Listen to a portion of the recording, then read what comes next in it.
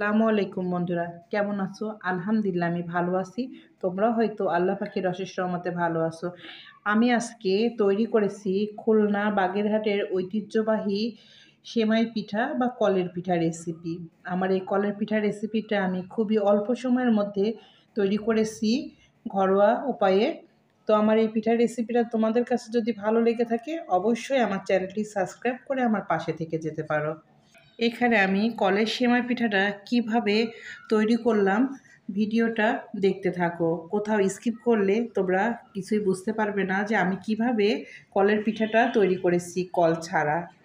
এখানে সেমাই পিঠাগুলো এত সুন্দর হয়েছে বলে বোঝানো যাবে না। অনেক সফট, অনেক জুসি। এই পিঠাটা এই তো এভাবে আমি মাংসের সঙ্গে খেয়ে দেখাচ্ছি। এইভাবে খুবই অল্প সময়ের মধ্যে কলের পিঠাটা তৈরি করে ফ্যামিলিতে সবাই আপনার প্রশংসা করবে। এত সুন্দর একটি টেকনিক, সবাই আপনার প্রশংসা করবে। তো আমি কিভাবে পিঠাগুলো তৈরি করেছি দেখতে থাকো। আজকে এখানে তৈরি করব খুলনা বাগেরহাটের ঐতিহ্যবাহী কলের সেমাই পিঠা বা কলের পিঠা। কলের পিঠার জন্য এখানে আমি নিয়েছি 1 কাপ উঁচু করে আতপ চাউলের আটা। এই আটাটা আমি এখন উষ্ণ গরম পানি দিয়ে হাতের সাহায্যে মেখে নেব। এরপরে আমি এখানে হাফ চা চামচ লবণ ব্যবহার করছি। এরপরে আমি এখানে উষ্ণ গরম পানিটা অল্প অল্প করে ব্যবহার করব। যতটুকু লাগবে পানি ততটুকু ব্যবহার করব। এই পিঠাটা এখন আমি এভাবে হাতের সাহায্যে সুন্দর করে মেখে নিব।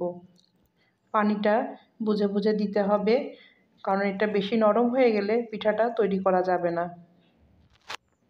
এখানে আটাটা সুন্দর করে মাখানো কমপ্লিট। আমি 10 মিনিট রেখে দিব রেস্টে। এখানে আমি কলের সেমাই পিঠা রেসিপির জন্য একটি সিরিঞ্জ ব্যবহার করব। এই সিরিঞ্জটা আমি সুন্দর করে পরিষ্কার করে নিয়েছি। তারপরে আমি এখানে একটি সুইয়ের মাধ্যমে এইভাবে ছোট ছোট ছিদ্র করে নিয়েছি, কারণ এখানে আমার কাছে কলের সেমাই পিঠার জন্য কলটা নেই। তো আমি কিভাবে সেমাই পিঠাটা এটা দিয়ে তৈরি করব দেখতে থাকো। এরপরে আমি এখানে একটি কলার পাতা নিয়েছি। কলার পাতাটা আমি সুন্দর করে পরিষ্কার করে নিয়েছি। এভাবে আমি টিস্যুর সঙ্গে তেল উপরে ব্রাশ করে নিব। এখানে যে আতপ চাউলের আটার খামিরটা করেছিলাম এটা আমি চামচের সাহায্যে সিরিঞ্জের মধ্যে সেট করে নিব। এইভাবে এটা হাত দিয়েও চাইলে তোমরা করতে পারো। আমি এটা চামচের সাহায্যে দিয়ে নিচ্ছি। এখানে সিরিঞ্জের মধ্যে আটাটা দেওয়া আমার কমপ্লিট। এখন আমি এভাবে কলের পিঠাগুলো তৈরি করে নিব। এখানে এইভাবে এখন আমি সিরিঞ্জ থেকে এক এক করে কলের সেমাই পিঠা তৈরি করে নিব। এইভাবে করে করে যার যেভাবে ডিজাইন দিতে ইচ্ছা হয় সে সেইভাবে দিয়ে নিতে পারো। এখানে আমি আরও একটি কলের সেমাই পিঠা তৈরি করে দেখিয়ে দিচ্ছি। দেখো বন্ধুরা, কত সুন্দর আমার এখানে কলের সেমাই পিঠাগুলো এভাবে তৈরি হয়ে যাচ্ছে। এখানে আমি গরম পানি বসিয়ে দিয়েছি। এখানে আমি একটি ঝাঁঝরি বসিয়ে দিয়েছি। এর উপরে আমি এখন পিঠাগুলো সিদ্ধ করে নেব। এখানে এইভাবে আমি পিঠাগুলো ঝাঁঝরির উপরে দিয়ে নিয়েছি। এখন আমি এগুলো 5 মিনিটের জন্য ভাপিয়ে নেব। এখানে আমার কলের সেমাই পিঠাটা ভাপানো কমপ্লিট। দেখো বন্ধুরা, কত সুন্দরভাবে সেমাই পিঠাগুলো তৈরি হয়ে গেছে। এখানে আমি আরও কিছু পিঠা তৈরি করে নিচ্ছি। এভাবে আমি সবগুলো পিঠা তৈরি করে নিব। এখানে আমি একটি পিঠা কলাপাতা থেকে তুলিয়ে দেখিয়ে দিচ্ছি যে কত সুন্দর ইজিভাবে পিঠাটা উঠে যাচ্ছে। আর এত সুন্দর সফট হয়েছে পিঠাটা বলে বোঝানো যাবে না।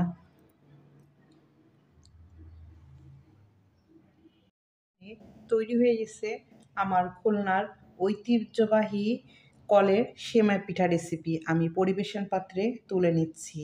এই সেমাই পিঠাটা হাঁসের মাংস, গরুর মাংস মুরগির মাংস দিয়ে খেতে খুবই ভালো লাগে। তো আমি এই পিঠাটা খুব সহজভাবে তৈরি করেছি, আর এই পিঠাটা আমি পরিবেশন করব আজকে গরুর মাংস আর গুড়।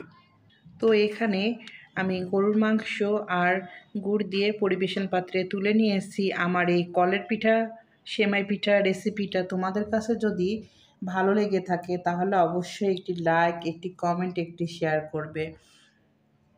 আমার এই কলের পিঠা রেসিপিটা যে যেখান থেকে দেখছো তাদেরকে অসংখ্য অসংখ্য ধন্যবাদ। অনেক ভালোবাসা রইল তোমাদের জন্য। আল্লাহ হাফেজ। আসসালামু আলাইকুম।